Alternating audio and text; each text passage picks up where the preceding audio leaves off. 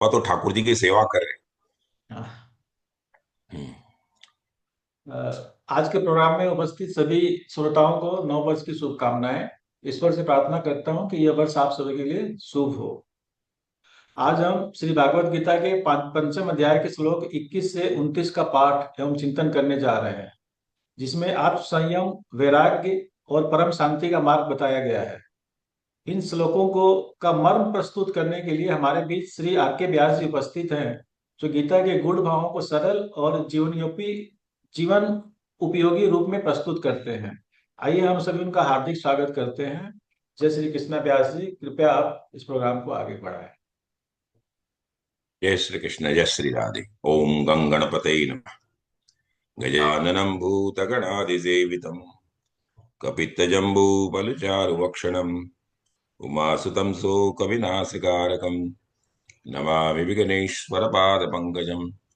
या कुन्देन्दुतुषारहारधवला, या शुभ्रवस्त्रावृता, या वीणावरदण्डमण्डितकरा, या श्वेतपद्मासना, या ब्रह्माच्युतशङ्करप्रभृतिभिर्देवैः सदा वन्दिता। सा मां पातु सरस्वती भगवती निःशेषजाड्यापहा। शुक्लां ब्रह्मविचारसारपरमां माद्यां जगद्व्यापिनी वीणापुस्तकधारिणीं अवैदां जाड्यान्धकारापहां। हस्ते स्फाटिकमालिकां च ददतीं पद्मासनी संस्थितां वन्दे तां परमेश्वरीं भगवतीं बुद्धिप्रदां शारदां।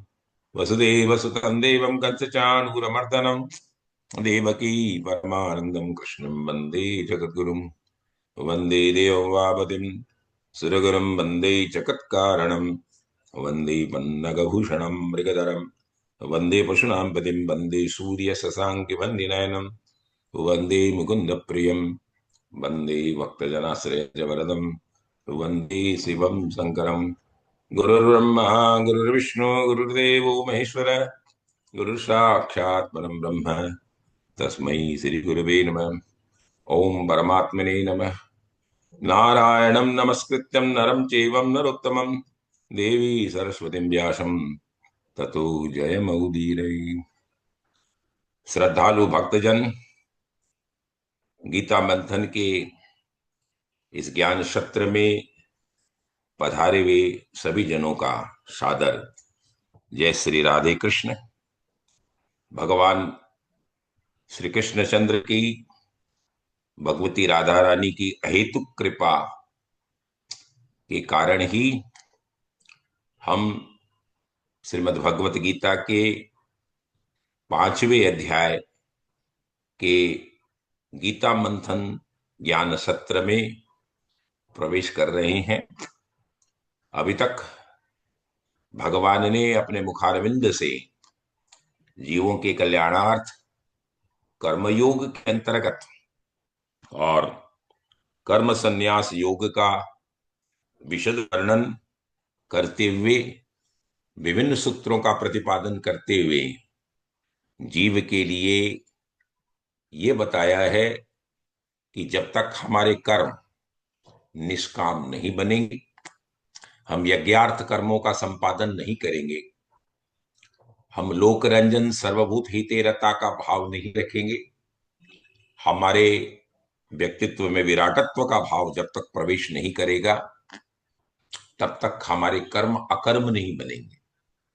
भगवान ने बहुत ही सुंदर विवेचन करते हुए इन सूत्रों का प्रतिपादन किया है कि जीव का कल्याण तब ही संभव है जब वो कृतत्व का अभिमान, जो उसका ईगो है कि मैंने किया, मैं कर रहा हूं और मैंने ये संचय किया, ये जितने भी रिसोर्सेज संसाधन ये मेरे द्वारा जुटाए गए हैं, जब तक इस अभिमान से वो च्युत नहीं होगा, द्वितीय जब तक वो फलेच्छा से काम करते करते फल की कामना करते हुए जब तक हम अपने आप को उससे विमुक्त नहीं करेंगे, अपने आप को उनसे हटाएंगे नहीं, तब तक जीव का कल्याण नहीं होगा।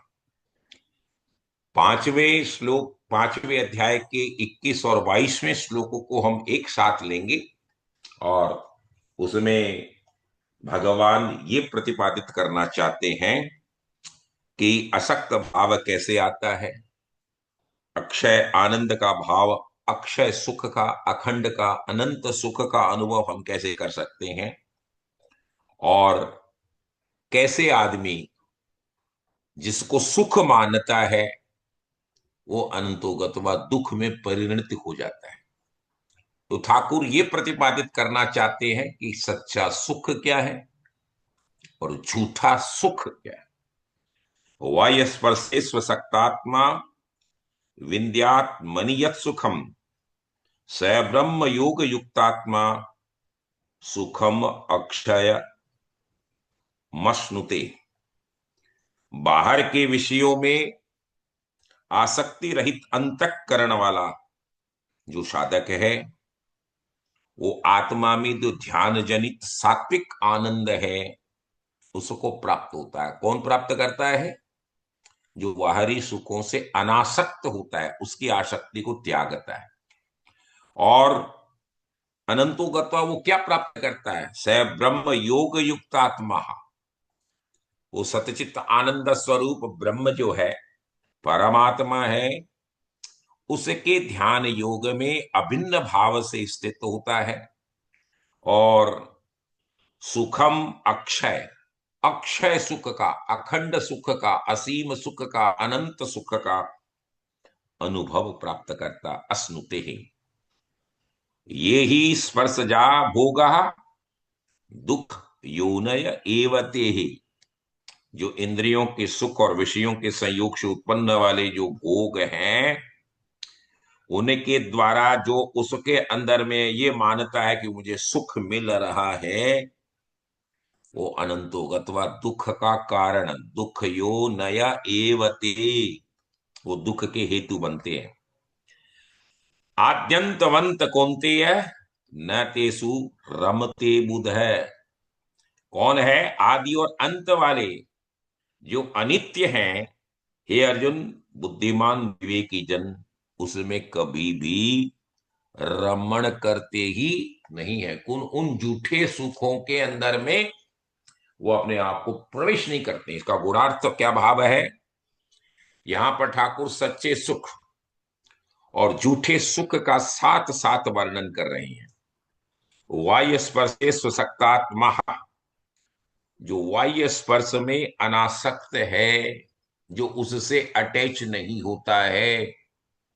क्योंकि आगे के अध्यायों में ठाकुर ने कहा कि जीव को अनासक्त कैसे होना है। इसलिए ठाकुर ने पद्मपत्र विमांबास की व्याख्या की कि जैसे कमल के पत्ते में अंबु मतलब जल लिपायमान नहीं होता है, इस ऐसे ही हर जीव को जो मेरी माया है उस प्रपंच के अंदर में आसक्त नहीं होकर के जो आदमी अपने जीव को यापन करता है वही उसका सार्थक जीवन है। वाह्य स्पर्श किसे कहते हैं? अब प्रश्न ये उठता है कि हमारे जितने भी इंद्रियों के सुख हैं वो बाहर के जगत के प्राणियों में, वस्तुओं में आदि के साथ हमारी इंद्रियों के संयोग से हमें प्राप्त होते हैं। हमें वो जो सुख मिलता है वह बाह्य सुख माना जाता है। बाह्य स्पर्श से, बाह्य स्पर्शात हमें प्राप्त होता है।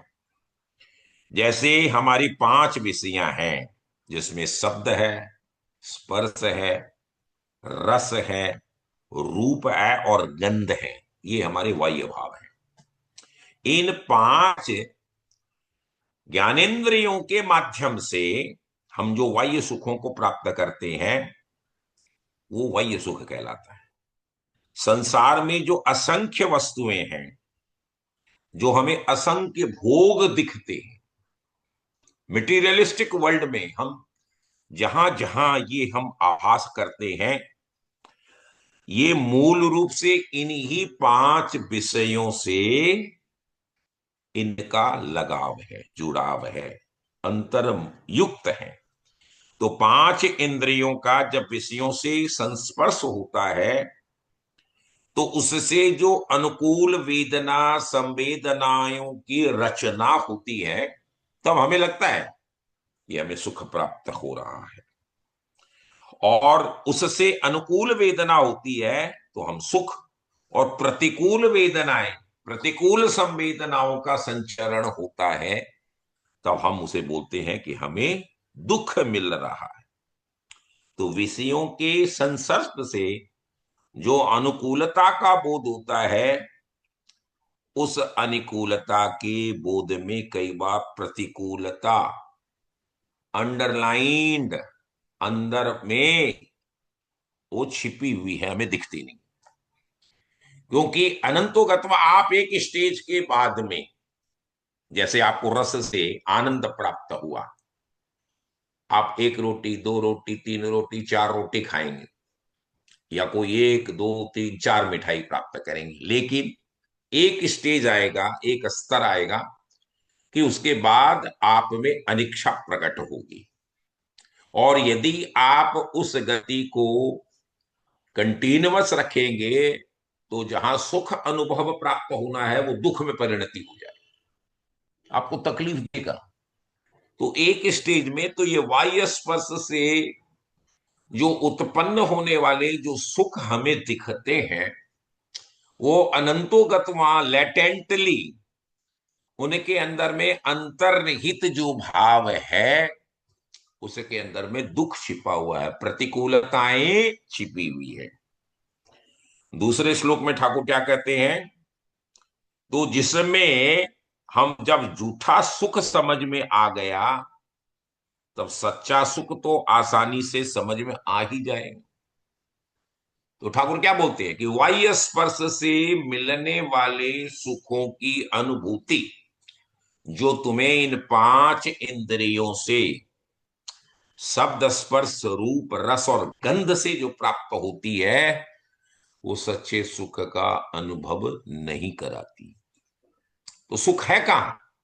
सुख अंतर्मुख है, सुख बाह्य है नहीं।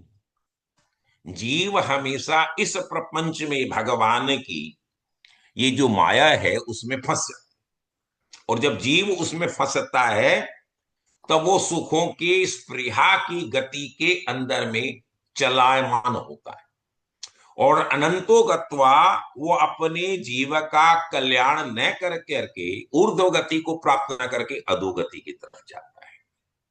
इसलिए ठाकुर क्या बोलते हैं, जो संस्पर्श से उत्पन्न होने वाले भोग है वो सुख नहीं है जीव, वो दुख की जड़ है।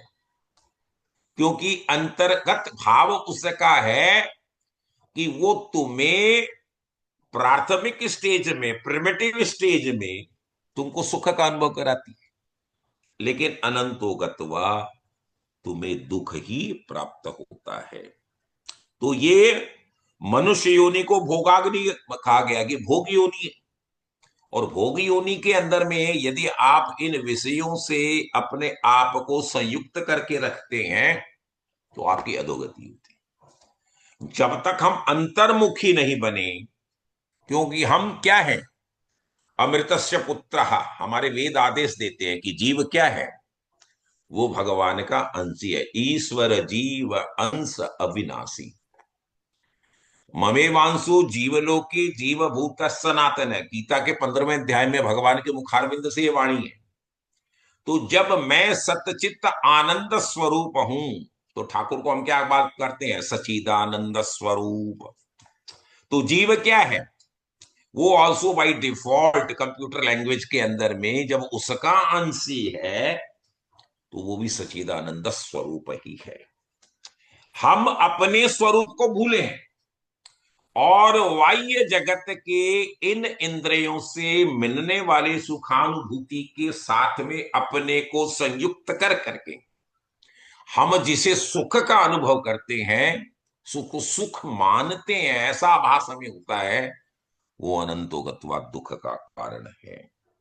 तो संस्पर्श से उत्पन्न होने वाले सारे के सारे भोग आरंभ में तो आपको अमृत जैसे लगते हैं, लेकिन परिणाम में वो विष है, पॉइजन है। क्योंकि आद्यमंत है, जिसका आरंभ है उसका अंत है। क्योंकि यदि किसी की जीवन है तो उसकी मृत्यु निश्चित है। तो यदि आदि है और अंत है, लेकिन ठाकुर का अंत नहीं, तो सचिदानंद स्वरूप का किसी ने सीमा बांधी है क्या? उसकी कोई लिमिट की है क्या? उसका खंडित भाव है क्या? नहीं है। तो जब ठाकुर अखंड हैं, ठाकुर अनंत हैं, तो भगवान का स्वरूप, तो भगवान के अंदर में प्राप्त होने वाला जो आभास है वो अखंड आनंद का, असीम आनंद का, अनंत सुख की अनुभूति में प्राप्त करवाती है। भोग वस्तु का तो क्षय होता है और उसका ह्रास भी है। तो जब जिसका ह्रास है तो क्या उसे हम सुख मानेंगे क्या? सुख की चीजें बराबर रहती ही नहीं, क्योंकि वो कांस्टेंट नहीं है। उसके अंदर में भावगत प्राकृतिक भाव से उसमें कंटिन्यूअस क्षय हो रहा है। और जितना भोग हमें मिलेगा उससे क्या आप तृप्त होंगे क्या? एकदम नहीं। जो संस्पर्श से, जो इंद्रियों के विषयों के संस्पर्श से प्राप्त होने वाला सुख है, वह वास्तव में दुखों की खान है, दुखों की जड़ है।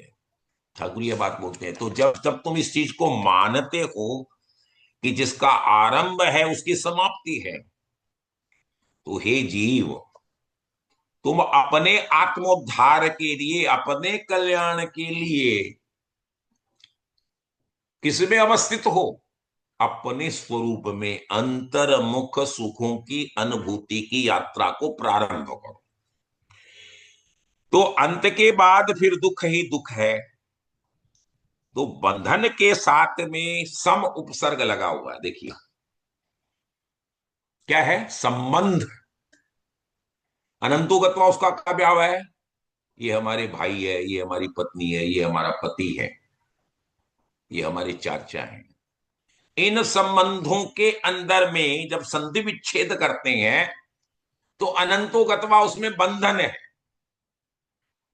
तो हम हमारे कर्म करने से हम जीव को मुक्त करना चाहते हैं कि हम अपने आप को बांधना चाहते हैं? तो संबंध किससे? संबंध आपको ठाकुर से करना है। तुम उसके थे, तुम उसके हो, और फ्यूचर में भी तुम उसके रहोगे।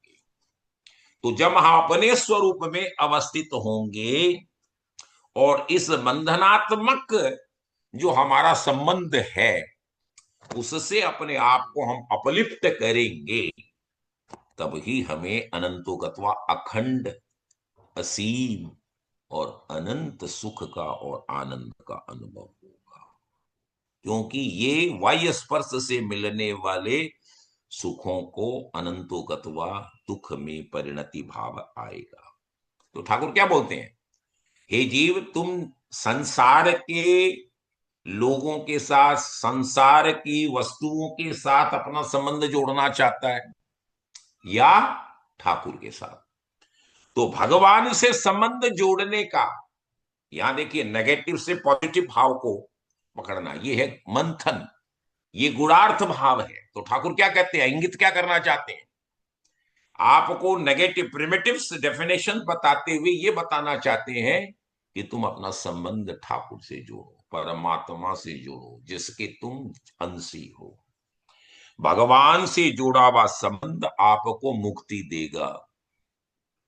क्योंकि ममता के पेट में जब राम जाते हैं, राम माने असीम सत्ता, भगवान परमात्मा का भाव जब उसमें समाता है तो ममता का पेट फट जाता है। तो हमारे संबंध, जिसको हम व्यवहारिक भाव से जागत जगत के संबंधों को मानते हैं, तो हटता है। और भगवान से संबंध जोड़ने से अनंतोगत्वा आप क्या होते हैं? आप भगवान ही बन जाते हैं। क्यों? देखिए, घट में जो जल है वही नदी में, समुद्र में है। जो आपके अंदर में वायु है वही घटाकाश का भाव जब हम आकाश के अंदर में देखते हैं, असीम अनंत भाव में, तो आप भी वही बन जाते हैं। तो हमारे वेदांत की फिलॉसफी भी अद्वैत के अंदर में, दर्शन शास्त्र में यही बताती है कि जीव को क्या करना है। जीव को ब्रह्म में अवस्थित होना है, ब्रह्मयुक्त होना है। तो ब्रह्म में जब हम अवस्थित होंगे तो जीव इज इक्विवेलेंट टू शिवा, शिवोहम शिवोहम। जब आपके अंदर विराटत्व का भाव आएगा, जब आप हर वस्तुओं के अंदर में भगवान के भाव को देखेंगे, उन वस्तुओं का आभास अपने अंदर में करेंगे, तो हर जीव में आपको नारायण के दर्शन होंगे। हर पुरुष में नारायण है, हर बालिका और महिला के अंदर में नारायणी के दर्शन होंगे। ये विराटत्व का भाव जब आएगा, तो आएगा कैसे? जब आप अपना संबंध आप परमात्मा से जोड़ोगे। तो ये जो ममता का जो संबंध है, जो हमारा बंधनात्मक स्वरूप बना हुआ है जीव के साथ में बाह्य स्पर्श से, उसे हम जब तक नहीं हटेंगे तब तक हमें मुक्ति प्राप्त होगी नहीं। भगवान की प्राप्ति में ममता का बंधन टूटता है, भगवान से जुड़ा हुआ संबंध मुक्ति देता है। ये जीवन मुक्त होने के सिद्धांत को भगवान नारायण अपनी वाणी के माध्यम से प्रतिपादित कर रहे हैं। गीता ये नहीं बताती है कि आपको मुक्ति मरने के बाद प्राप्त होगी। मरणोपरांत मुक्तता का भाव है, गीता नहीं दी।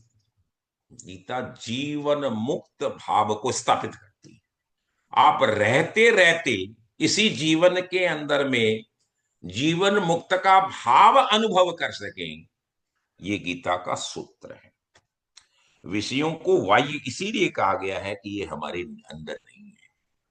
जो हमारे अंदर में है वो भीतरी भाव है, हमारे स्वरूप में। हमारा स्वरूप क्या है? चिन्मय।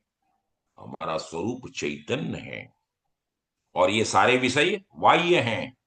अंतर्मुख असीम आनंद है, अखंड आनंद, अनंत आनंद है। तो बाह्य वस्तुओं के साथ इंद्रियों के स्पर्श से जीव को क्या करना है? तुमको अनासक्त बनना है। असाक्तात्मा, असक्त माने अनासक्त। जो व्यक्ति बाहरी विषयों के स्पर्श के द्वारा प्राप्त होने वाले सुखों के प्रति अनासक्त है, उसको क्या कहते हैं ठाकुर? विंध्यात्मी यत सुखम। वो अपने स्वरूप में, अपनी अंतरात्मा में, अपनी आत्मा में जो सुख प्राप्त करता है वो ब्रह्म युक्त है, ब्रह्म योग से प्राप्त है। स ब्रह्म योग युक्तात्मा। वो जीव कौन है? वो जीव बन जाता है, ब्रह्म से जुड़ता है, और उसको जो सुख प्राप्त होता है वो सुखम अक्षयम अश्नुते। उसे अक्षय सुख की प्राप्ति, उसमें क्षय नहीं है, उसमें ह्रास नहीं है, उसमें आदि के साथ अंत का भाव है ही नहीं। आत्मनि सुख, अपना वास्तविक सुख हमारे अंदर अपने में है। बाहरी सुख से हम जुड़ते हैं तो हमें वो सुख अनंतो गत्वा दुख का अनुभव परमात्मा है। तो हमें आत्मानंद, जो अक्षय आनंद है, अनंत आनंद है, वो व्यक्ति जब ब्रह्म योग से युक्त होता है तभी उसे प्राप्त होता है। इसके साथ ठाकुर 23वें श्लोक के अंदर में प्रवेश कर करके फिर उसको डिटेल्ड बताते हैं। क्या? शक्नोति हेव यह सोढ़ुम प्राक्य शरीर विमोक्षणा क्राम क्रोधोद्भवम वेगम सयुक्त ससुखी नर। क्या करते हैं कि जो साधक हैं इस मनुष्य शरीर में क्या करते हैं? शरीर का नाश होने से पहले पहले ही काम और क्रोध की जो वेग है उसको सहन करने में समर्थ हो जाते हैं। कौन होते हैं? जीवन मुक्त जो व्यक्ति है, जो कर्मयोगी है, निष्काम कर्मयोगी है, वो सहन करने में समर्थ वही होता है जो योगी है, और वही अनंतो गत्वा सुखी है। क्राम क्रोधोद्भवम वेगम सयुक्त ससुखी नर। जो काम से क्रोध से उत्पन्न होने वाले, तो काम और क्रोध की तुमने क्या बताई, जब हमारी कामनाओं की पूर्ति नहीं होती है तब हमको क्रोध और काम उत्पन्न होता है। तो गीता आपको निष्काम कर्म योगी बनाती है। आपके कर्म संपादन के अंदर में क्या बताती है, यज्ञार्थ कर्म।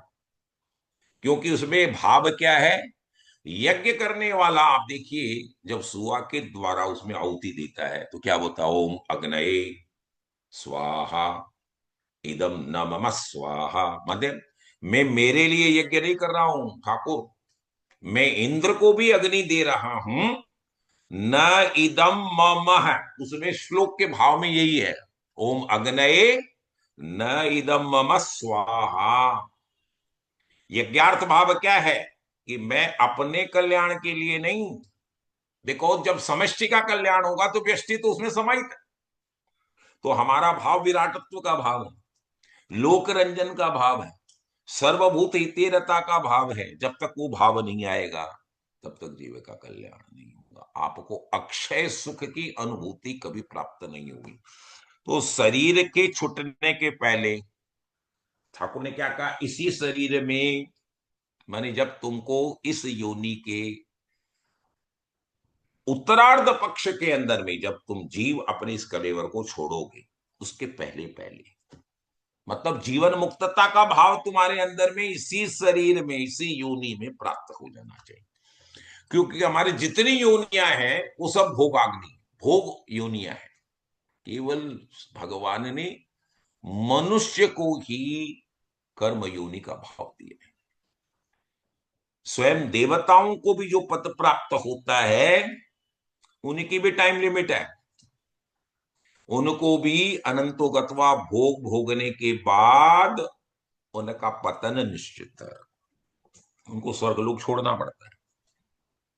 इसलिए केवल मनुष्य योनि अपने भाव में अवस्थित होकर के ये जन्म मरण के बंधन से मुक्ति का भाव प्राप्त कर सकता है। नहीं तो पुनः विवेक चूड़ामणि में भगवान आदि शंकराचार्य ने कहा, पुनरपि जननम पुनरपि मरणम जठरे शयन, पुनः बार बार जात से ध्रुव मृत्यु ध्रुव जन्म मृत च का भाव आप में आता रहेगा। तो डू यू वांट सेलिब्रेशन? क्या तुम मोक्ष चाहते हो? क्या तुम ठाकुर का सामीप्य चाहते हो? तो ठाकुर क्या बात बोलते हैं कि शरीर के छूटने के पहले तक जो काम और क्रोध से उत्पन्न वेग है उसको सहने में जो समर्थ है साधक, वही अनंतो गत्वा इसी लोक में, इसी जीवन में, इसी समय सुखी हो सकते हैं। तो मतलब दुख का कारण क्या है, जिनने काम और क्रोध के ऊपर में जय प्राप्त नहीं की है। कारण क्या है, काम भोगे वे, सुने वे, याद रखे वे, सुख के प्रति अभिलाषा ही तो अनंतोगत्वा काम है। क्योंकि हमारे मन में जब वो भाव उत्पन्न होते हैं कि हमको ये सुख प्राप्त हो, ये हमारी प्राप्ति हो, ये मेरी अभिलाषा हो, तृष्णा हो, तो ये काम बन जाता है। और काम जब खंडित होता है तब क्रोध उत्पन्न होता है। देखिए इसमें भी कारण है। भय कब उत्पन्न होता है, भय होता है हमारे से नीचे लोगों के ऊपर से नहीं, हमारे से ऊपर अवस्थित लोगों से। और क्रोध किस पर होता है, जो हमारे से नीचे। तो क्रोध और भय की उत्पन्नता का भाव अनंतोगत्वा कामना से जुड़ा हुआ है। तो क्या है कि काम जब खंडित होता है तो उसके कारण पूरा नहीं होने से हम उस पर क्रोध आता है। और जब काम का वेग आता है तो कैसा होता है, जैसे बरसाती नदी के अंदर में, प्रवाह के अंदर में सब आने वाले जितने भी खंड खंड हो, खंड हो जाते, उसमें आदमी की क्रोध, कामांध परशु के ऊपर में उसका मन पर कंट्रोल नहीं रहता, बुद्धि पर कंट्रोल नहीं रहता, तो वो उसको दुख देता अनंतोगत्वा। तो जब काम का वेग आता है तो वो बरसाती नदी की तरह है, तो सारी मर्यादाओं तोड़ देता है। और क्रोध का जब वेग आता है तो सारी मर्यादा टूटती है। और जो मरने के पहले काम और क्रोध के वेग को सहने, तो सहेगा कौन? जिनकी इंद्रियों पर अपना कंट्रोल है, नियंत्रण है। और वो कैसे होता है? वो मन के द्वारा। हमारा सूक्ष्म भाव क्या है? हम अंतःकरण की जब भी चेत चेत एनालिसिस करते हैं, तो उसमें चित्त, मन, बुद्धि और अहंकार, ये चतुष्टय भाव हमारे अंतःकरण का है। और इसमें सबसे पावरफुल जो है वो मन है। तो जब तक हम मन को अभ्यास के द्वारा कंट्रोल करना नहीं सीखते हैं, तब तक हमारी ये कामनाओं के ऊपर में विजय प्राप्त होती नहीं है। तो हमें वो व्यक्ति ही सुख प्राप्त कर सकता अनंत, जो मरने के पहले काम और क्रोध के वेग को सहने में, झेलने में समर्थ हो। वही योग परायण युक्त है। स युक्त है, स सुखी नर है। और वही सुखी बनता है। इस वेग को रोकने के लिए हमें बुद्धि से उसका समर्थन नहीं करना चाहिए, क्योंकि अनंतोगत्मा पहले आपको कौन कंट्रोल करवाएगा? बुद्धि। बुद्धि किसको चलायमान करेगी? मन। तो जो इन क्रियाओं के अंदर में अपने आप को कंट्रोल कर पाएगा, वही असीम, अखंड और अनंत सुख का अनुभव कर सकेगा। ठाकुर और आगे क्या बताते हैं 24वें श्लोक? यो अंत सुखो अंतरात्म है, तथांतर ज्योतिरेव च, स योगी ब्रह्म निर्वाणम ब्रह्म भूतोदिगच्छति। यो अंत सुख, अंत सुख। सुख भी कौन सा? अंतर्मुखी, अंतराम, अंतर्रामी और अनंत ज्योतिर। देखिए, इसमें 3 बेसिक पोस्टुलेट्स ठाकुर ने दिए। और सहयोगी ब्रह्म निर्वाण, तो ऐसे जो युक्त भाव से जो निष्काम कर्म योगी हैं, वही ब्रह्म निर्माण को प्राप्त होते हैं। और कैसे होते हैं?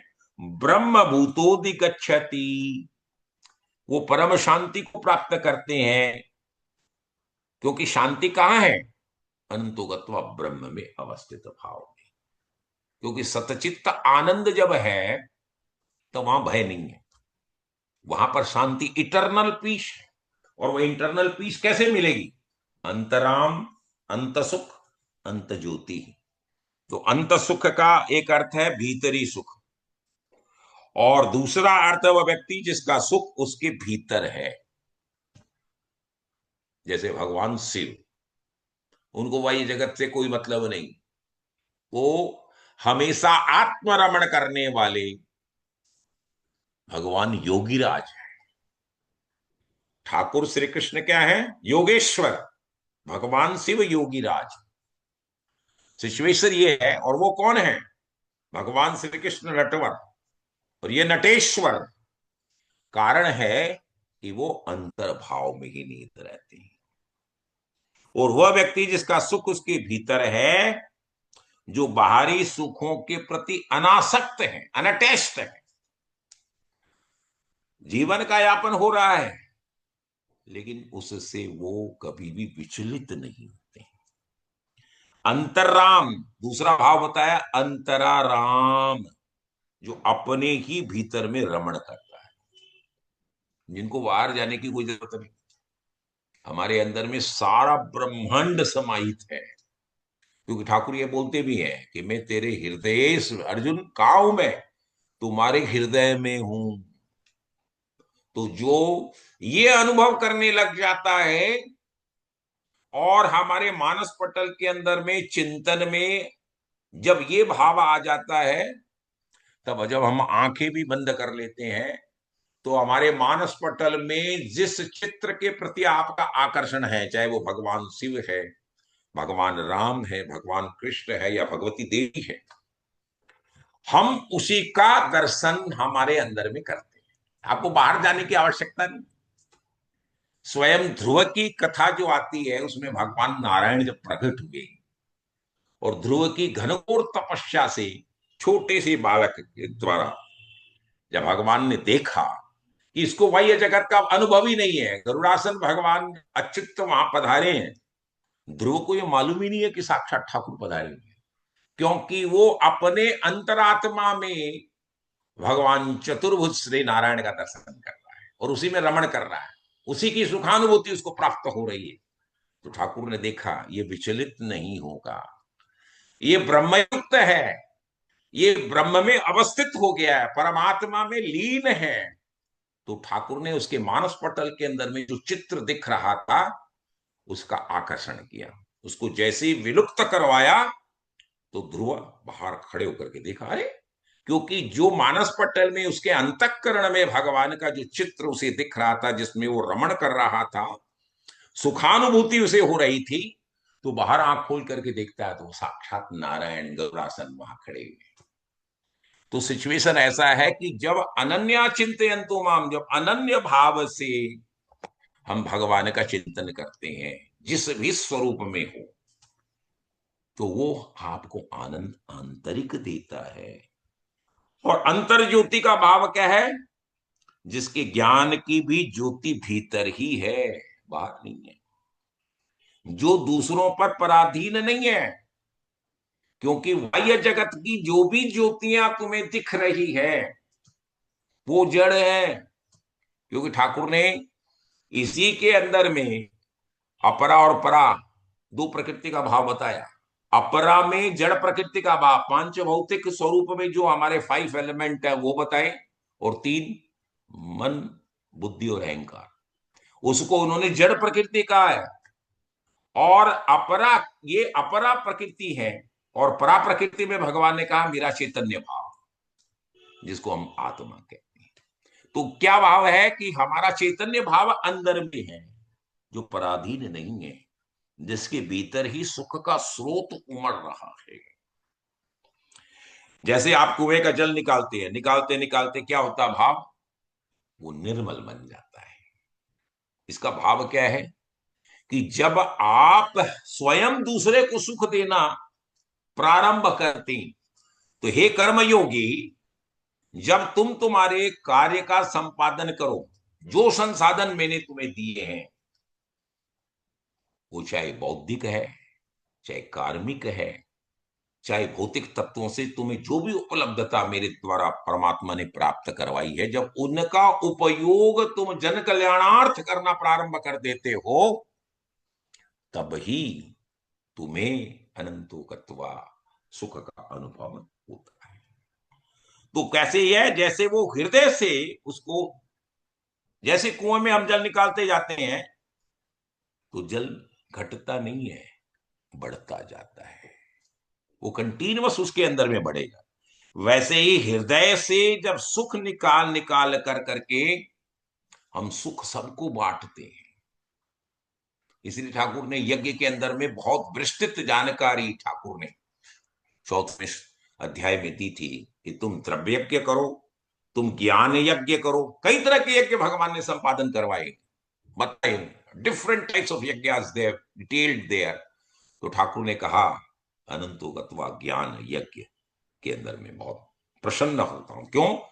क्योंकि तुम अपने स्वरूप में अवस्थित होते हो।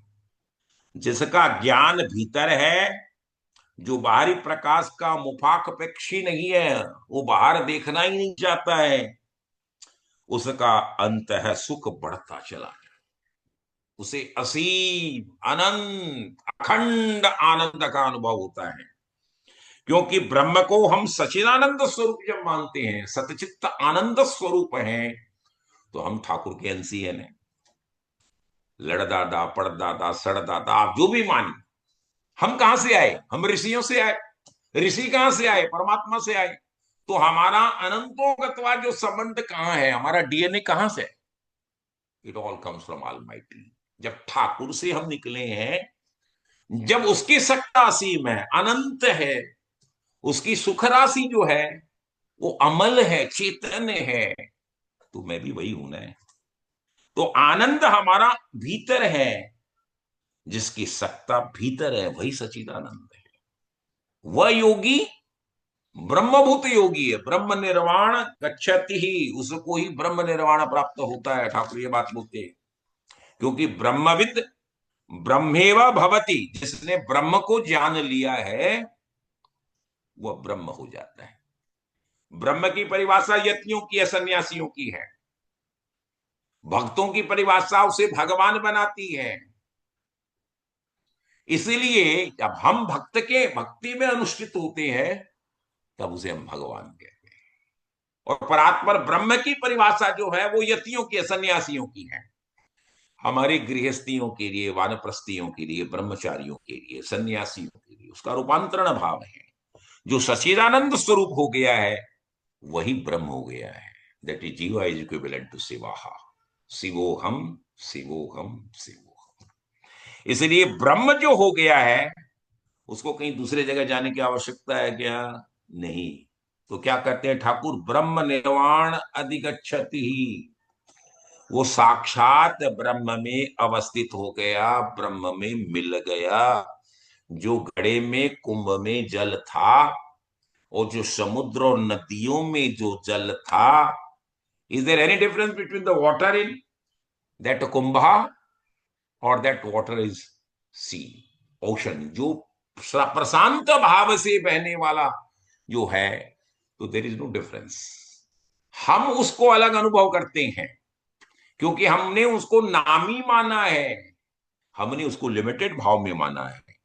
एक बार जब अंत सुख, अंतराराम और अनंत ज्योतिर हो गए तो हम सच्चिदानंद स्वरूप हो गए। और तो ब्रह्मभूत होकर हम सहज ही ब्रह्म से मिलकर एक हो गए और हम ब्रह्म में विलीन हो गए। क्योंकि घट का जब जल निकला, फूटा, हटा, तो जल कहां गया? वो अनंतोगत्वा ब्रह्म में समाहित। जो अब असीम जल राशि समुद्र की है उसके अंदर में समाहित हो गया। तो जो जीव था जिसको हमने नामी संस्कृति दे रखी थी, उसको लिमिटेड एक जो था, उसकी परिभाषा जो थी, संज्ञा जो थी, वो असीम में संज्ञा का विलीन हो गया। तो हमारी सत्ता जब हमारे अज्ञान के कारण सीमित थी, जब हमें ज्ञान का अनुभव हुआ वो असीम हो गई, वो सर्वत्र हो गई, वो कालातीत हो गई। तो हमें अखंड, अनंत, असीम आनंद की अनुभूति होती है। ये सुख नहीं है, उसका अनंत भाव आनंद का है। क्योंकि हमारे यहां परिभाषा क्या है कि हम ठाकुर को आनंद मानते हैं। नंद के आनंद भयो, नंद को ठाकुर जी के अवतरण से सुख की अनुभूति नहीं हुई, आनंद की अनुभूति हुई। आनंद का कोई विलोम नहीं है क्योंकि वो परात्पर ब्रह्म है। नंद के आनंद भयो, जय कन्हैया लाल की। तो आनंद क्या है?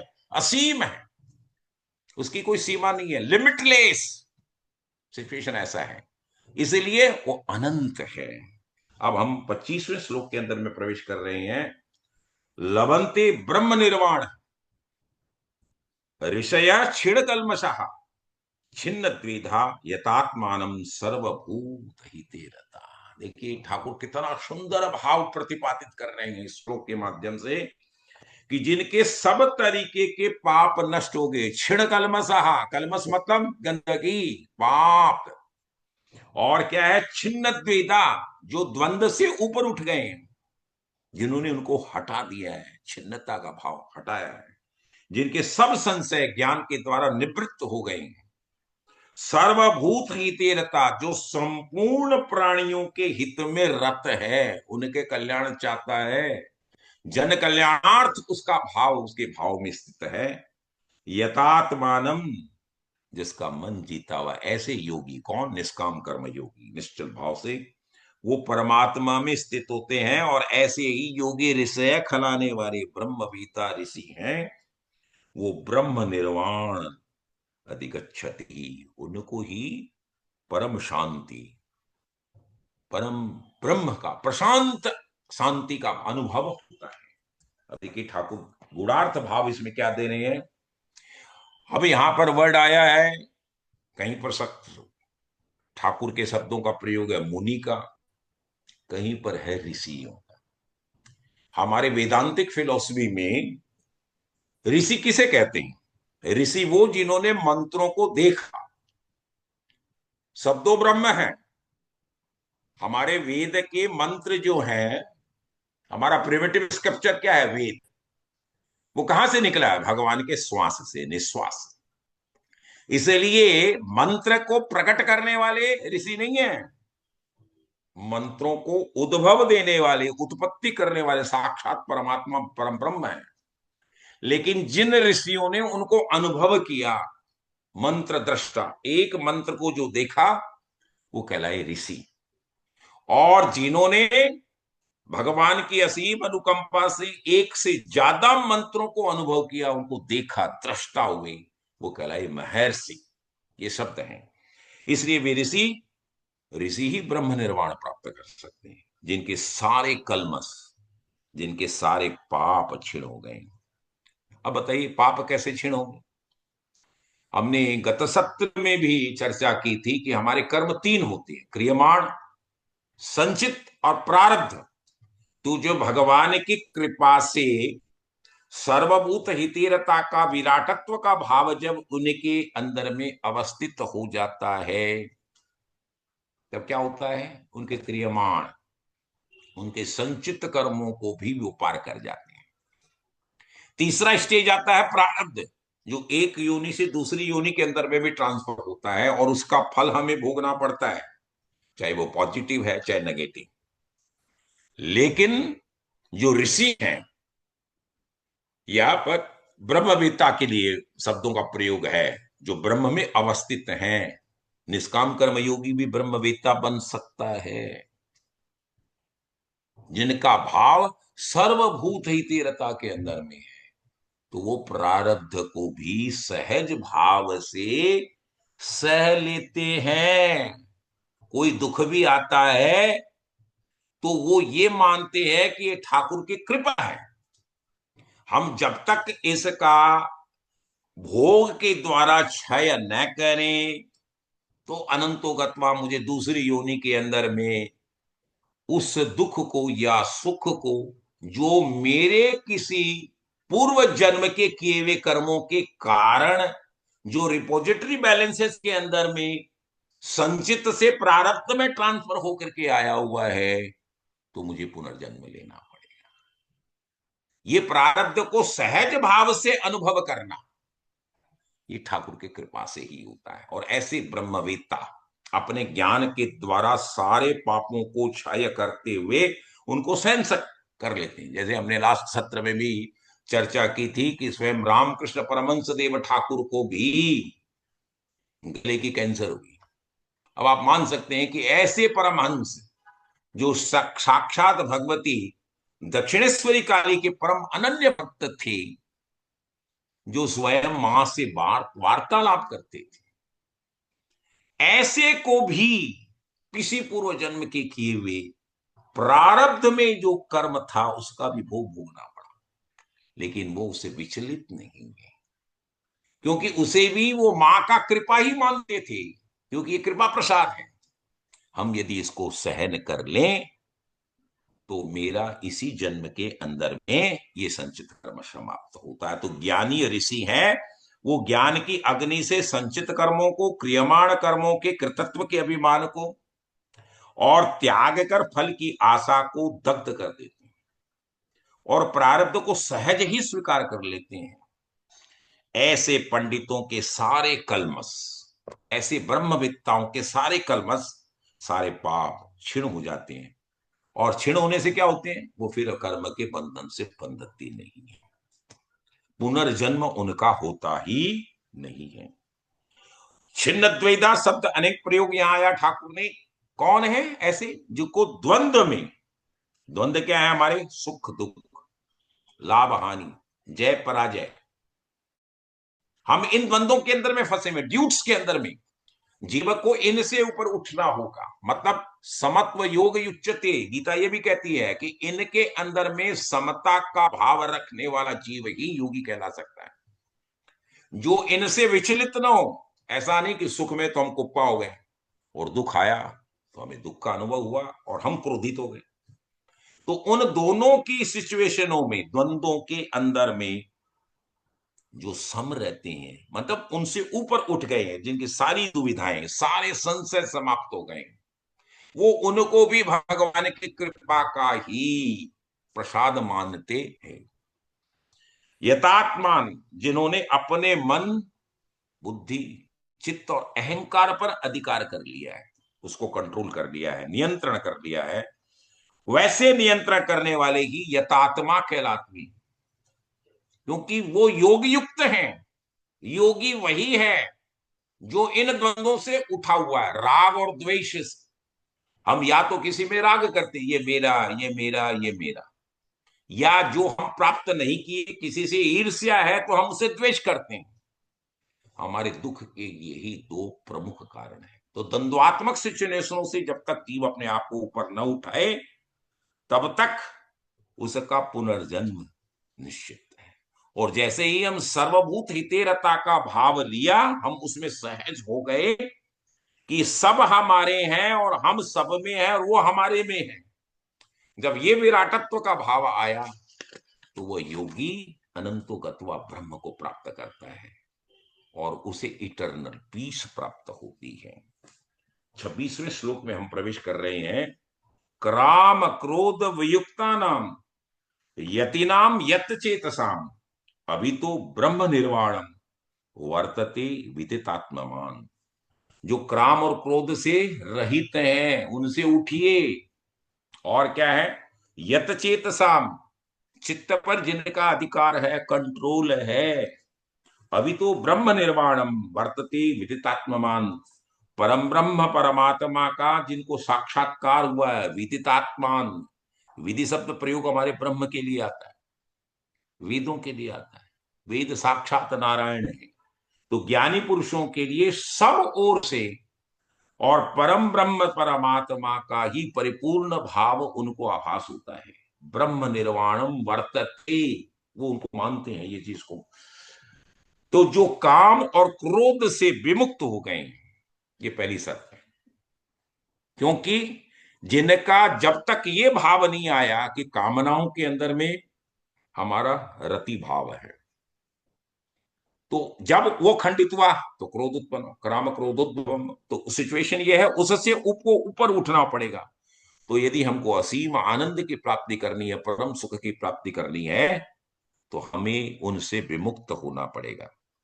तो वही हो सकता है जो यति है, यत्नशील है, जो निरंतर साधना के अंदर में लीन रहता है। यतचेतसाम, जिन्होंने अपने चित्त पर, बुद्धि पर, अहंकार पर, अंतःकरण पर पूर्ण नियंत्रण प्राप्त कर लिया है। आगे ठाकुर क्या बताते?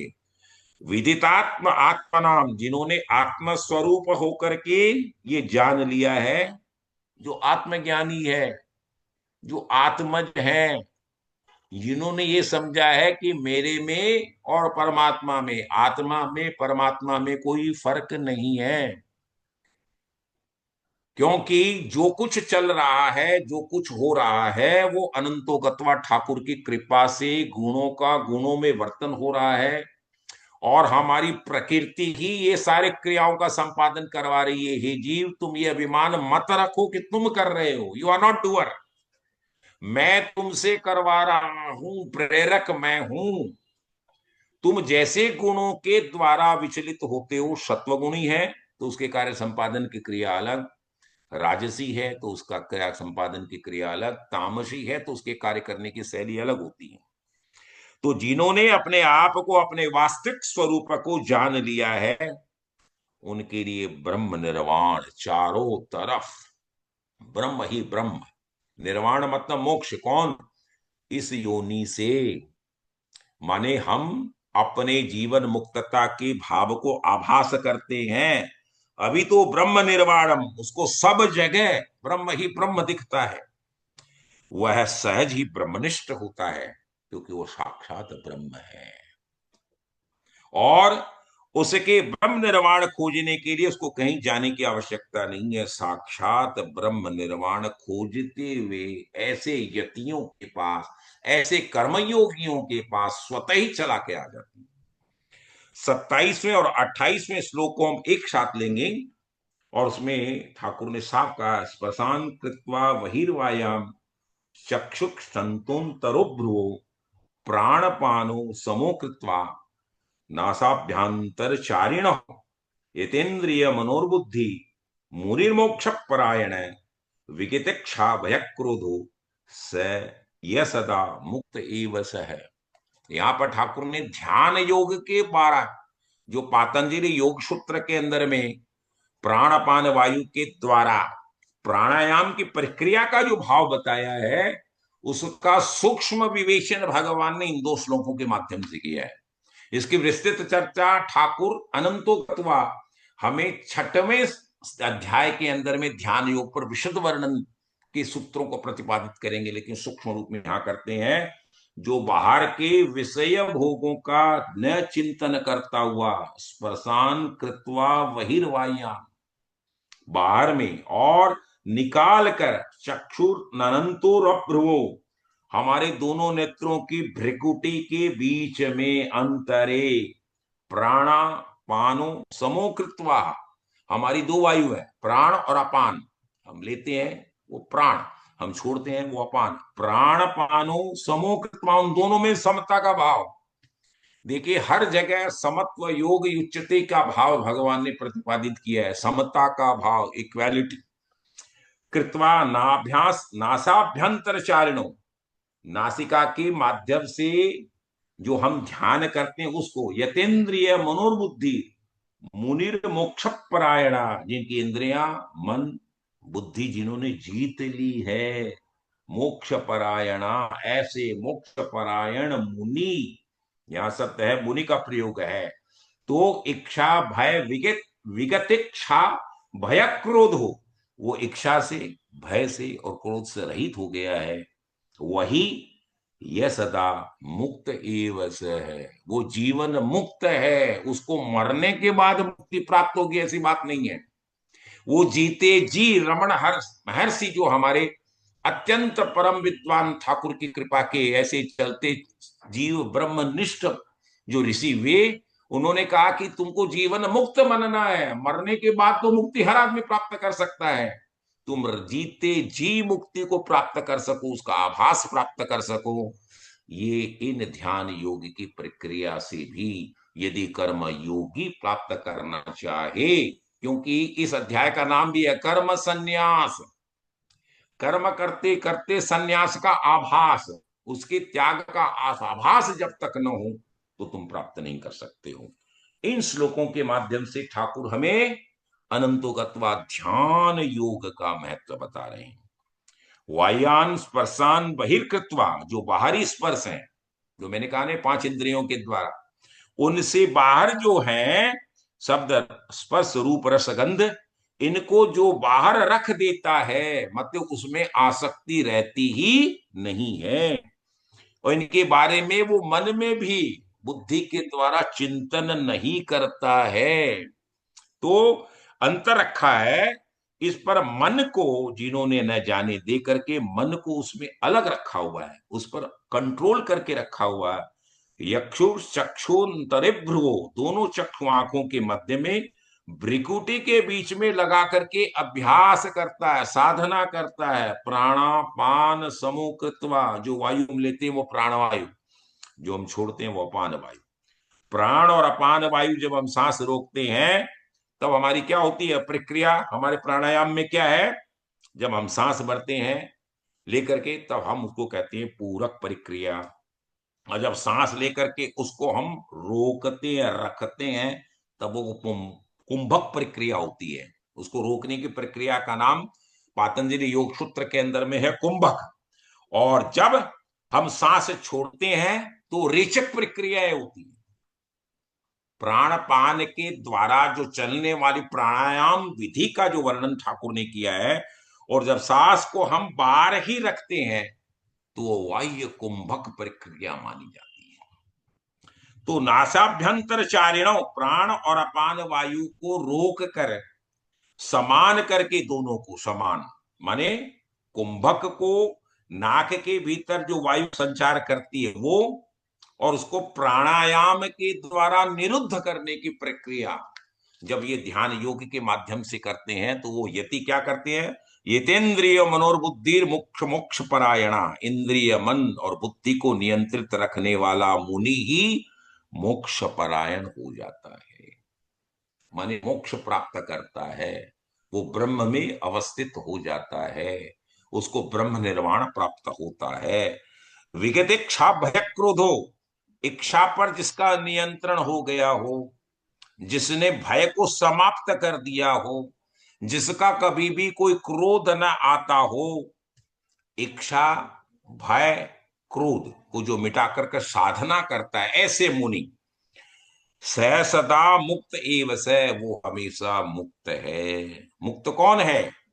जिस पर कोई बंधन लागू नहीं होता, जिसके अंदर में कोई भय नहीं है, जिसका कोई सीमित अर्थ हम लगावे नहीं है। स सदा मुक्त एव स है, वह सदा मुक्त है। जीवन मुक्त होने का यह बहुत ही सुंदर साधन योग का, ध्यान योग का ठाकुर ने प्रतिपादन इन दो श्लोकों के माध्यम से किया है कि कर्मयोगी प्राणायाम के द्वारा अपने मन बुद्धि चित्त अहंकार पर कंट्रोल कर करके भय और क्रोध के नंद्वात्मक भाव से ऊपर उठ कर करके असीम शांति, इटरनल पीस का अनुभव कर सकता है। हम अंतिम पड़ाव के अंदर में 29वें श्लोक में प्रवेश कर रहे हैं, वो इसका चरम है। That is climax of this chapter. Thakur क्या करते हैं? भोक्तारम यज्ञ तपसाम सर्वलोक महेश्वरम सुहृदम सर्वभूतानाम ज्ञात्वा माम शांति मृच्छति ही। जो मुझको सब योगों में तपों को भोगने वाला मानता है, मैं नहीं, अनंतोगताकन सर्वलोक महेश्वरम ठाकुर, मेरे यज्ञ का और मेरे तप का भी भोक्ता मैं नहीं हूं। भोक्तारम यज्ञ तपसाम सर्वलोक महेश्वरम सुहृदम, संपूर्ण लोक के ईश्वरों का ईश्वर मानता है, और सर्वभूतानाम सुहृदम सर्वभूतानाम, और सुहृद कहता है उसको जो दूसरे का भला करता है but not expect any expectation from him, प्रत्युत्तर नहीं चाहता, वो है सुहृदय। जब हम व्यापारी बन करके कुछ काम करते हैं और उसके बदले में हम कुछ रिजल्ट चाहते हैं, वो सुहृदय नहीं होता है। ज्ञात्वा माम शांति मृच्छति ही, ऐसे तत्व को जो जान लेता है वही परम शांति का अनुभव करता है। तो शांति कैसे प्राप्त हो सकती है, इसके सूत्र ठाकुर इस अंतिम 29वें श्लोक के अंदर में प्रतिपादित करते हैं कि हे जीव, if you want eternal peace, तुमको अनंत शांति चाहिए, तो तुम्हें केवल इन सूत्रों के माध्यम से प्राप्त हो सकती है। क्या है ठाकुर क्या बताना चाहते हैं? यज्ञ। ठाकुर क्या 29वें श्लोक में बोलते हैं? भुक्ताम यज्ञ तपसाम, शब्द पहले आया यज्ञ का। यज्ञ क्या है? हम जब भी यज्ञ करते हैं उसका भाव अंतर्निहित परोपकार है। हम कामिष्टि यज्ञों की बात नहीं करते हैं, गीता कभी भी कामना का बात नहीं करती है, ये निष्काम कर्म योग की भावना का प्राप्त करती है। तो यज्ञ माने परोपकार। जब हम नित्य नैमित्तिक हमारे जितने भी कर्म कर रहे हैं, वो यदि हम स्वार्थ के लिए करते हैं तो वो कर्म है, और जब हम परोपकार के लिए, दूसरों की भला के लिए, भलाई के लिए करते हैं, तो वो यज्ञ का रूपांतरण उस कर्म का बन जाता है। और इसीलिए जब हम नित्य नैमित्तिक कर्म कल्याण के लिए करते हैं तो वो धर्म है और वही यज्ञ है। इसलिए क्या करते हैं ठाकुर? अपने ऊपर नियंत्रण, वो है संयम। क्योंकि यहां ठाकुर शब्द प्रयोग किया तप का, तो जब तक संयम नहीं है तब आप तप में प्रवेश नहीं करते हैं। और अनंतोगत्वा जब हमारा उस पर नियंत्रण होता है तब हमारा तप होता है। तो ठाकुर क्या बात बोलते हैं कि अगर हम अपने यज्ञ और तप के स्वयं भोक्ता माने तो हम बंधेंगे, और जब हम उसको परमात्मा के परायण कर देंगे, उन सारे कर्मों को ठाकुर को समर्पित करेंगे, तो ठाकुर क्या बोलते हैं? भोक्तारम यज्ञ तपसाम, कर्ता के रूप में मैं नहीं हूं ठाकुर, मेरे जितने भी यज्ञ हैं, जितने भी तप हैं, उस सब की भोक्ता सर्वलोक महेश्वरम, सभी लोकों का मालिक ठाकुर स्वयं परम ब्रह्म है। जब ये भाव हमारे अंदर में आए तो मेरे अंतःकरण को कौन करवा रहा है? तो ये क्रियाएं कौन कर रहा है? उसको प्रेरक स्वरूप में परमात्मा करा रहे हैं। ठाकुर मैं कुछ नहीं कर रहा हूं, तुम मेरे से करवा रहे हो। तो अनंतोगत्वा जब ठाकुर की कृपा का अनुभव करते हुए हम सारे यज्ञ और तप का संपादन करते हैं, तो हम उसके भोक्ता बनते नहीं, तो हम उसके बंधन में आते ही। मैं करता नहीं था, मैं केवल प्रेरित करता था। कृतत्व का अभिमान आया तो हम बंधेंगे, और जैसे उसे हटे तो मेरे भीतर कौन है? परमात्मा बैठ कर करके स्वयं यज्ञ और तप का संचालन करवा रहे हैं। इसलिए भोक्ता भी परमात्मा ही हुए, ठाकुर ही हुए। जो भी करेंगे वो क्या करेंगे? सर्वभूत हिते रता। जब ठाकुर हमारे अंदर में बैठ गए, तो मैं जो भी यज्ञ कर रहा हूं, जो भी तप कर रहा हूं, जो भी क्रियाएं मेरी संपादन हो रही है, तो ठाकुर क्या बोलते हैं? सर्वभूत हिते रता। तो हम क्या करेंगे? सबके कल्याणार्थ भाव से हम उन क्रियाओं को संपादन करेंगे। और यतेंद्रिय मनोरबुद्धि, तब हमारा मन बुद्धि पर जब हमारा कंट्रोल हो गया, तो वो तप बन गया। तो भगवान की प्रसन्नता के लिए हम कर्म कर रहे हैं, हम ये मानेंगे, तो वो कृष्णार्पण, रामार्पण। हे ठाकुर, मैं कुछ नहीं कर रहा हूं, मैं जो कुछ कर रहा हूं कृष्णार्पण कर रहा हूं। मैं तो तेरी प्रसन्नता के लिए ये यज्ञ का संपादन कर रहा हूं, ये तप कर रहा हूं, ये क्रियाएं कर रहा हूं। ठाकुर की प्रसन्नता के लिए यदि कोई कार्य किया जा रहा है, तो ठाकुर का ही कार्य है। तो मैं जब उसका भोक्ता नहीं हूं, तो मेरे पर बंधन लागू नहीं। और किसी से भी हम डरेंगे नहीं। जब हमारे काम करने वाले स्वयं ठाकुर हैं, असीम शक्ति मेरे साथ में है, तो आपको कहीं डर लगेगा क्या? अभय होंगे आप।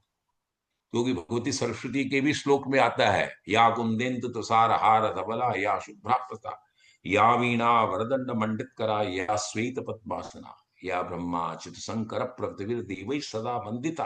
तो ऐसे अभयदाम जाड्यांधकारापहम, वो मेरे को अभय प्रदान करती है। कौन? भगवती शारदा, भगवती सरस्वती। तो परमात्मा से जब हम युक्त हुए, तो हमारे कार्य संपादन में कहीं भय रहेगा क्या? हम अभय बनेंगे। और अभय हम बनेंगे, तो मेरे को जो पीस प्राप्त होगी वो इटर्नल होगी, सुहृदय। जो बदले में हम कोई कार्य करें उसमें हम प्रत्युपकार नहीं है। मैं चाहता भी नहीं कि मुझे कोई ग्रेटिट्यूड दे, मेरे को प्रणम्य भाव से देखे, मेरा नाम करे, निरंतर उपकार हम करेंगे, डरेंगे नहीं। तभी हमको सच्ची शांति प्राप्त होगी।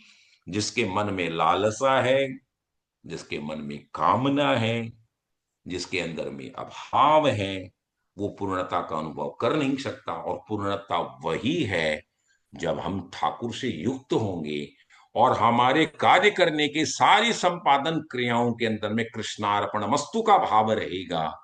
तब ही हम परम शांति को अनुभव प्राप्त कर सकेंगे। इसी के साथ मैं अपनी वाणी को भगवान श्री कृष्ण और भगवती राधा रानी के श्री चरणों के मैं अर्पण करते हुए मेरी वाणी को विराम दे रहा हूं। सर्वे भवन्तु सुखिनः, सर्वे सन्तु निरामया, सर्वे भद्राणि पश्यन्तु मां कश्चित् दुःख भाग् भवेत्।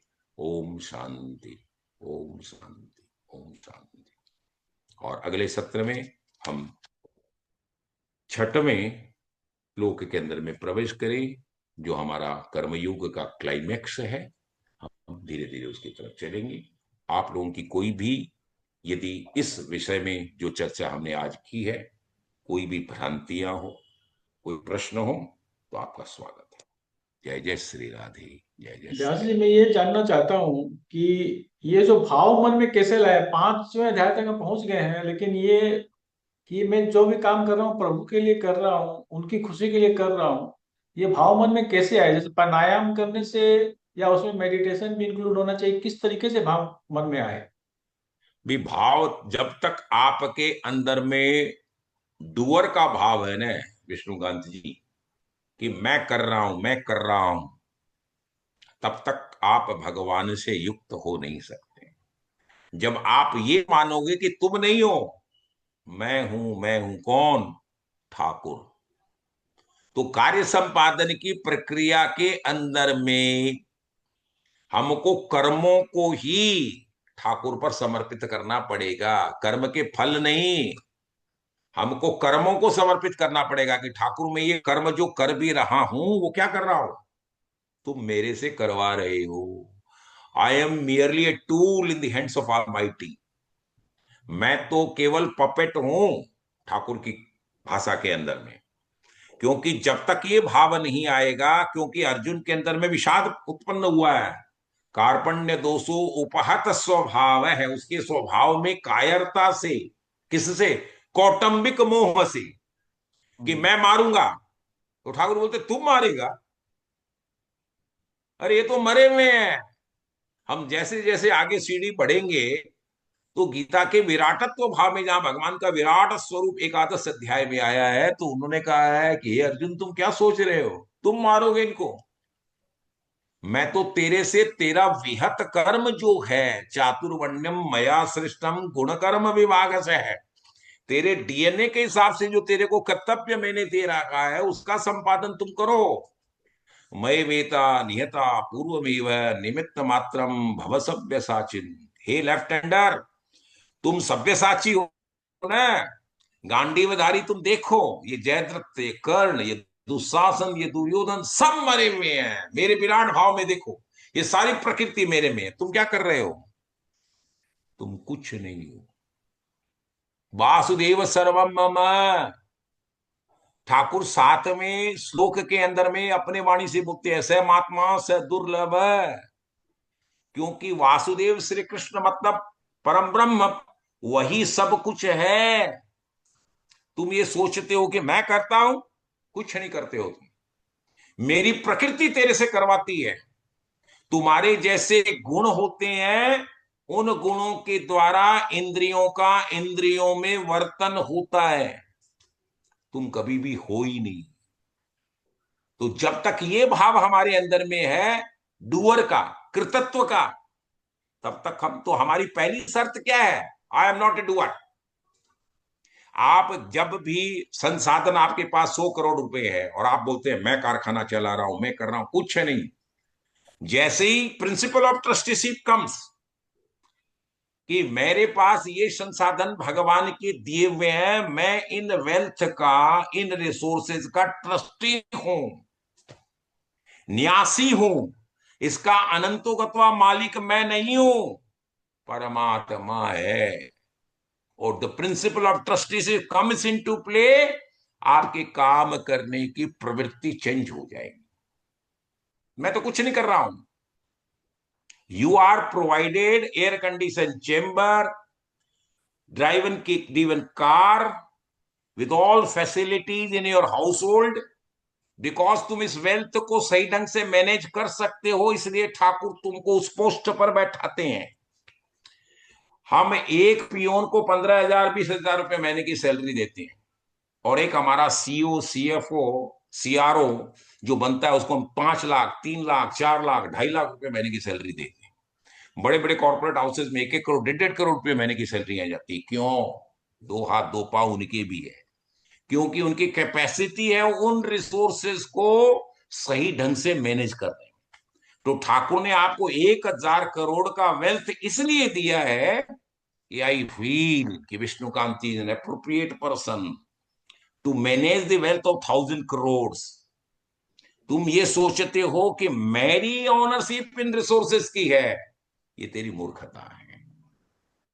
और जैसे ही हमारे में ये प्रिंसिपल ऑफ डूअरशिप, मैं कर रहा हूं, मैं कर रहा हूं, मैं ममता का भाव जब तक है, तब तक तुम्हारे ऊपर में शांति आ नहीं सकती। सेकेंड स्टेज ठाकुर बोलता है, फलेच्छा, काम करने के अंदर में जब तक तुम फल की इच्छा रखोगे, तब तक तुम्हारे कार्य करने की जो कला है, आर्ट है, एग्जीक्यूशन स्टाइल है, उसमें कमियां रहेगी। क्योंकि एक्सेलेंस काम के अंदर में तब आएगा जब तक उसमें समत्व का योग नहीं है। समत्व योग उच्चते, समता का भाव। और वो आएगा कैसे? कुश कि जब तक हमारी बुद्धि में कुशलता आएगी कैसे? तो आएगी ही जब हम समर्पण के भाव से जाएंगे। और समर्पण का भाव तब आएगा, आज जो बच्चे क्लास के अंदर में पास होना चाहते हैं तो वो ट्यूटोरियल्स को पढ़ करके पास कर लेते हैं और नंबर्स भी उनको मिल जाते हैं। लेकिन जब उनकी इंटरव्यू होती है और जब इंटरव्यूअर उस पर्टिकुलर फील्ड के बारे में जब उनसे क्वेश्चन पेश करना स्टार्ट करता है, because you have not gone through the total chapter in entirety, क्योंकि वो केवल उतना सा रिजल्ट ओरिएंटेड स्टडी किया था, तो उसमें समग्रता आती नहीं है। तो समग्रता तब आएगी, एक्सेलेंस तब आएगा जब आप केवल पास होने के लिए नहीं, आप उसे ऊपर अपलिफ्ट करिए अपने आप में। आप शिक्षा में प्रवेश मत करिए, आप ज्ञान में प्रवेश करिए।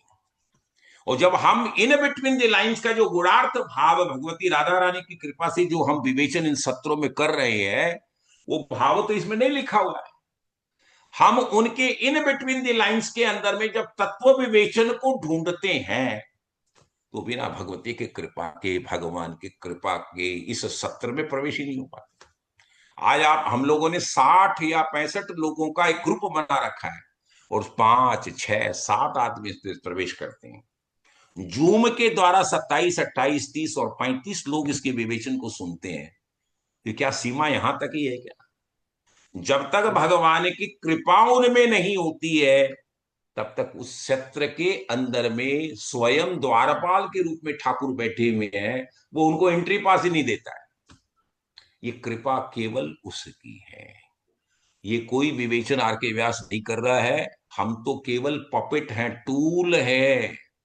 ये साक्षात भगवती राधा रानी, भगवान श्री कृष्ण चंद्र अपने को माध्यम बना करके बीबीडी बाग के इस सत्र के द्वारा तत्वावधान में इस ज्ञान सत्र की विवेचना करवाता है। जब तक हम इन दो जो क्रूशल प्रिंसिपल्स हैं, डूअरशिप, दैट इज कर्तृत्व का अभिमान, और दूसरी फलेच्छा, फल की आशा। आप ये मान के चलिए, जब आप फल की आशा को छोड़ देंगे, आपको आशातीत प्रमाण मिलेगा। जब हम अपनी बेटी का विवाह करते हैं तो हम सारे रिसोर्सेज का संग पुलिंग करते हैं, और एक स्टेज ऐसी भी आती है, हमें ऐसा किसी न्यूनता का अनुभव होता है कि हमने इतनी चेष्टा की, उसके बाद में भी हमारे हिसाब से काम नहीं हो पाया, और शादी के 2 दिन 4 दिन 5 दिन पहले बचे, और जब हम उद्विग्न होकर के आर्त भाव से हमारे इष्ट देव के सामने में रोते हैं कि हे ठाकुर, अब तुमको संभालना है। The moment we get our self detach from our management, the divine manage comes in to play. और जैसे ही भगवान का दिव्यातीत प्रबंधन शास्त्र जब उसमें प्रवेश करता है, तब हमें अनुभव होता है कि हमें आशातीत, कल्पनातीत ठाकुर ने हमारे कार्य का संपादन करवाया, क्योंकि उस समय हम डूअर नहीं है। नहीं। यज्ञ तपसाम सर्वलोक महेश्वरम, भोक्तारम यज्ञ तपसाम सर्वलोक महेश्वरम। हे ठाकुर, मेरे यज्ञ के कार्य करने की, संपादन की, और मेरे मन बुद्धि चित्त अहंकार के ऊपर में संयम की, जो कंट्रोल करने की प्रवृत्ति है, उसके भी भोक्ता ठाकुर आप ही हैं। सर्वलोक महेश्वरम, सारे लोकों का जो निखिल ब्रह्मांड का मालिक है, वो परात्पर ब्रह्म है। जब ये भाव हमारे अंदर में प्रविष्ट करता है, तो आप अनुभव करिए, जीवन में कभी ऐसे घटना चक्र आपके साथ में हुए होंगे, आपको जो आनंद की अनुभव होगी वो असीम आनंद। आप सोच नहीं सकते हैं कि मैंने कभी कल्पना नहीं की कि मेरे ऐसे आयोजन को भगवान ने, असीम, क्योंकि उस समय ठाकुर की सारी शक्तियां, जब तक हम अपने अंदर में अभिमान करते हैं, तब तक ठाकुर आते नहीं है। आप देखिए, सही। स्वयं महाभारत के अंदर में द्रौपदी का चीरहरण हुआ है, साक्षात कृष्णा है, वो यज्ञ कन्या है, किसी के उदर से प्रकट होने वाली, उत्पन्न होने वाली कन्या नहीं है।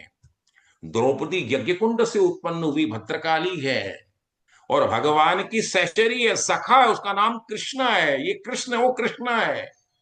लेकिन जैसे ही रजस्वला भाव के अंदर में दुशासन उसकी जब साड़ी को खींचता है, महाभारत के अंदर में ऊपर के अंदर में वीडियो चल रहा, ठाकुर बैठे हैं, रुक्मिणी बोलती है भगवती लक्ष्मी, हे ठाकुर, आप क्यों नहीं जा रहे हैं? आपकी सखी और आपको याद कर रही है। आप क्या इस स्त्री का अपमान होना सीखेंगे, सहन करेंगे? तो क्या कहते हैं ठाकुर, हे रुक्मणी, हे भगवती आद्यशक्ति लक्ष्मी, इसके मन में अभी भी अभिमान स्पर्श है। ये अपने पांचों पतियों को याद कर रही है। The moment she will surrender before me, और जैसे ही, और उसमें भाव क्या है देखिए, सूक्ष्मतर भाव है। जब हमारे यहाँ लहंगा पहनती है स्त्रियां तो उसकी नींद टूटती है, उसकी रस्सी को हम क्या बोलते हैं, उसको भी वो पकड़ी हुई है, उसमें भी कृतत्व का अभिमान है कि मैंने अपनी लज्जा को बचा लूंगी। पांचाली के मन में भी ये भाव है, जो साक्षात भद्रकाली है, भगवान की माया का रूपांतरण भाव है। और जैसे ही उसको छोड़ करके जो आर्त भाव से भगवान को त्राईमाम पाईमाम के भाव से याद करती है ठाकुर, उसी समय वस्त्र में प्रवेश कर जाते हैं और भगवान का वस्त्रावतार होता है। जब तक जीव में ये अभिमान का लेश मात्र भी भाव है, ठाकुर उसमें आते नहीं है। हमारे वेद भी आदेश देते हैं कि जब तक जीव के स्वेद बिंदु उसके पुरुषार्थ में गिरते नहीं है, तब तक ठाकुर आते नहीं है। काम तो तुमको करना पड़ेगा, डूअर हो, लेकिन शरणागति का भाव, प्रपन्नता का भाव, सर्वधर्मान परित्यज्य मामेकम शरणम ब्रज है, हम त्वाम सर्व पापिभ्यो मोक्षयास्मि मां शुचि। जब तक जीव तुम सारे धर्मों की जितनी भी व्याख्याएं मैंने दी है, चाहे वो कर्मयोग की है, ध्यान योग की है, भक्ति योग की है, उन सब के अंदर में जब तक तुम छोड़ करके मेरी शरणागति में नहीं आओ, तो अनंतोगत्वा क्या प्रपन्नता का भाव है, तब तक ठाकुर प्रसन्न नहीं है। है। वो मानते हैं तू मेरा है, तुमको भगाते नहीं है, हटाते नहीं है, लेकिन भाव तब जुड़ता है जब तुम डूअरशिप की अभिमान से, इगोइस्टिक फीलिंग से जब तक तुम अपने आप को हटाते नहीं हो, तब तक तुम प्रवेश कर नहीं पाते हो। और एक्जेलेंस जब तक फील्ड में नहीं आता है, जब तक हमारा भाव यज्ञार्थ नहीं होता है, जब तक हम उसमें प्रवेश करते हैं तो हमको डूबना पड़ता है। मोती कौन चुनेगा? मोती वही चुन सकता है। मोती प्रतीकात्मक स्वरूप में वो समुद्र का ब्रह्म है, हम वही प्राप्त कर सकता है जो डूबना चाहता है। लगाया जब तक हम उसमें पारंगत भाव से प्रवेश नहीं करते हैं, तब तक ठाकुर का भाव प्राप्त नहीं होता। पुनरपि जननम पुनरपि मरणम जठरे शयनम, हे जीव तुम बार बार तेरा जन्म होगा, तुम तुम्हारे कर्मों से बंधोगे। यदि तुमको च्युत होना है तो तुम इस अहंकार को छोड़ो, डूअरशिप को छोड़ो, फलेच्छाओं को छोड़ो, फल की आशा। अरे मैं तो तेरा बेटा बाप बैठा हूं ना, योगक्षेमम महाम्य हम। ठाकुर क्या बोलते हैं गीता के 9वें अध्याय में, हम राजसूय राजयोग में प्रवेश करेंगे, राजयोग में, तो ठाकुर बोलते हैं अनन्या चिंतयन्तो माम ये जना पर्युपासते, जो अनन्य भाव से मेरा चिंतन करते, काम करते करते भी नारायण का स्मरण है, अनन्या चिंतयन्तो माम ये जना पर्युपासते तेसाम नित्याभियुक्ता नाम, नित्य युक्त है। ऐसा नहीं कि सुबह में कर लिया शाम को नहीं, दिन में नहीं, रात में नहीं, हर क्रियाओं के अंदर में जब ठाकुर का स्मरण रहता है कि ठाकुर मैं तो केवल तेरी प्रसन्नता के लिए कर्म कर रहा हूं, तू मेरे से काम करवा रहा है इसलिए कर रहा हूं, इसलिए योगक्षेमम महाम्य हम। तुम जो तेरे पास चीज नहीं है, आज विष्णुकांत जी के लिए मर्सिडीज गाड़ी की व्यवस्था होनी चाहिए तो ठाकुर करेगा। योग और क्षेम जो चीज है उसको घटने भी नहीं दूंगा, उसका द्वारपाल बन करके, मैं गार्ड बन करके उसकी रक्षा करूंगा। योग मतलब प्लस और क्षेम मतलब क्षरण। योग क्षेम महाम्यम, it is my undertaking, Thakur बोलते हैं गीता के 9वें अध्याय के अंदर में 22वें श्लोक में ठाकुर के शब्द हैं। तो हम उस चीजों को मानेंगे, तब तक ये भाव नहीं आएगा। और ये तभी आएगा, अभ्यास से आएगा। ये अभ्यास बात से मैं है। मानता हूं, is very difficult to accept it. धीरे धीरे धीरे धीरे जब हम इस चीज को मानना स्टार्ट करेंगे, तब अनंतोगत्वा आपकी सारी क्रियाओं के लिए ठाकुर आपके सब कुछ बन जाएंगे। आपकी सारी व्यवस्थाओं को करेंगे, और जो उनको श्रेयस लगेगा वही व्यवस्था करेंगे। आप चाहेंगे, आपके प्रयास से ठाकुर नहीं चलते हैं। उनको ये मालूम है कि मैं आपका डॉक्टर हूं और व्यास जी को डायबिटीज हो रहा है तो रसगुल्ले नहीं खाने देगा, वो करेले का जूस देगा। ये मान के चलिए वो डॉक्टर है। He knows what is preyas, he knows what is shreyas. इसलिए श्रेयस्कर भाव भगवान तुम्हारे जीव के कल्याण के लिए ठाकुर उन क्रियाओं को प्रतिपादित करते हैं।